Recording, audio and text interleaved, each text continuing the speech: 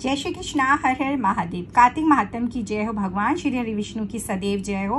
माता लक्ष्मी की सदैव जय हो। आपके घर परिवार पे भगवान श्री लक्ष्मी नारायण की कृपा दृष्टि सदैव बनी रहे। कार्तिक महात्म का आज हम करेंगे 23वां अध्याय। तो नारद जी कहते हैं, हे राजन, कार्तिक व्रत के उद्यापन में तुलसी के मूल प्रदेश में भगवान विष्णु जी की पूजा की जाती है, क्योंकि तुलसी उनके लिए अत्यंत प्रीतिदायिनी मानी गई है। जिसके घर में तुलसी का बगीचा लगा होता है उसका वह घर तीर्थ स्वरूप है। वहां यमराज के दूत नहीं जाते। तुलसी वन सब पापों को हरने वाला, पवित्र तथा मनोवांछित भोगों को देने वाला है। जो श्रेष्ठ मानव तुलसी का वृक्ष लगाते हैं वे कभी यमराज को नहीं देखते।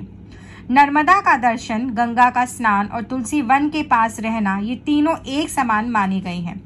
रोपने, रक्षा करने, सींचने तथा दर्शन और स्पर्श करने से तुलसी मन, वाणी और शरीर द्वारा किए हुए समस्त पापों को भस्म कर डालती है। जो तुलसी की मंजरियों से भगवान विष्णु और शिव की पूजा करते हैं वह कभी गर्भ में नहीं आता तथा निश्चय ही मोक्ष का भागी होता है। पुष्कर आदि तीर्थ, गंगा आदि नदियां तथा वासुदेव आदि देवता, ये सभी तुलसी दल में निवास करते हैं।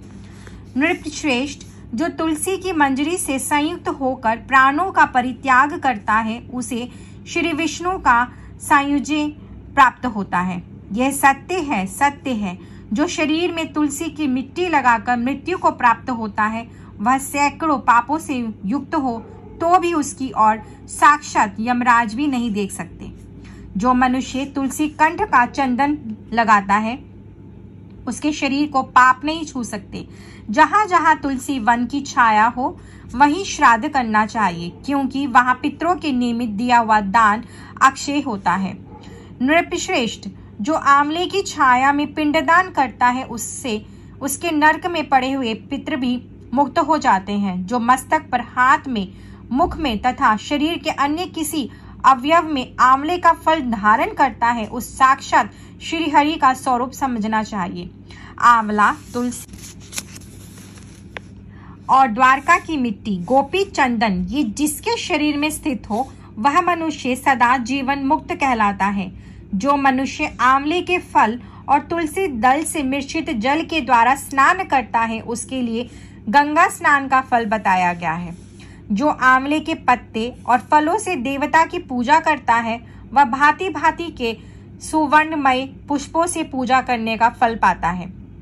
कार्तिक में जब सूर्य तुला राशि पर स्थित होते हैं उस समय समस्त तीर्थ, मुनि, देवता और यज्ञ, ये सभी आंवले के वृक्ष का आश्रय लेकर रहते हैं।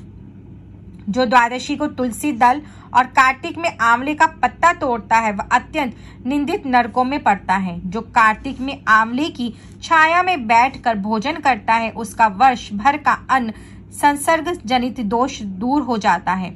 जो मनुष्य कार्तिक में आंवले की जड़ में भगवान श्री हरि विष्णु की पूजा करता है उसके द्वारा सदा संपूर्ण क्षेत्रों में श्री विष्णु का पूजन संपन्न हो जाता है। भगवान श्री हरि विष्णु की सदैव जय हो। भगवान की असीम कृपा दृष्टि आपके और आपके परिवार पे सदैव बनी रहे। अब हम करेंगे कार्तिक महात्म का 24वां अध्याय। हर हर महादेव। जय श्री कृष्णा।